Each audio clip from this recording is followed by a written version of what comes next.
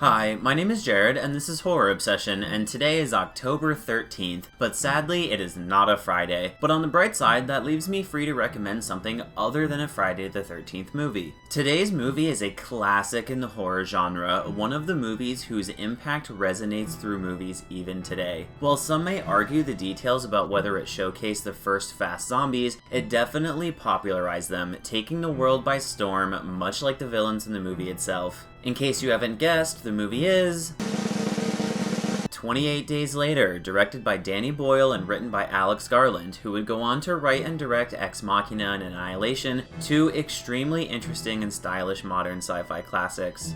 Danny Boyle was mostly known for Trainspotting at this point in time, and 28 Days Later cemented Boyle as an innovative director with plenty of range. The movie would go on to garner both critical and commercial success, grossing $82 million against only an $8 million budget, and being ranked by Stylist magazine as the second best zombie movie of all time, making Empire's 2008 list of the 500 greatest movies of all time, and being named the 7th best horror film of the decade by Bloody Disgusting. So what's the setup? The setup is simple, as most good setups are. Basically, some animal activists break into a primate research facility with a plan to set the monkeys loose. Unfortunately, some scientist was burning the midnight oil and then begs the activists to not let the monkeys out because they are infected with something. Infected with what? Instead of having the dead come back to life, these zombies are infected with a rage virus, and some purists will claim that makes them not zombies, though these same people are suspiciously quiet when discussing the T-virus creating zombies in the Resident Evil video games and movies. Look, it got started as the dead coming back to life, and it got updated for modern audiences.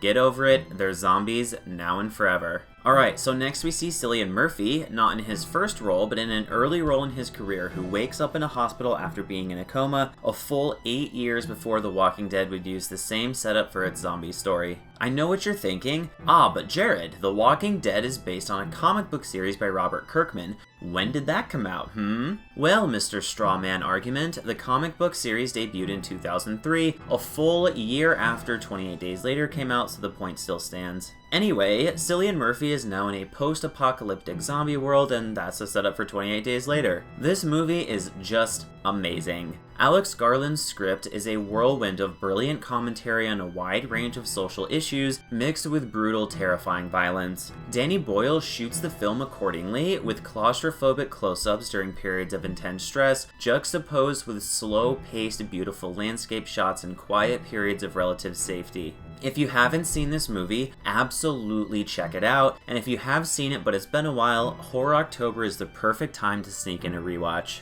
Alright, and that's day 13 of Horror October, and check back in tomorrow for a founding member of the French extremist horror movement, a brutal but awesome movie about how you should never go home to study over break.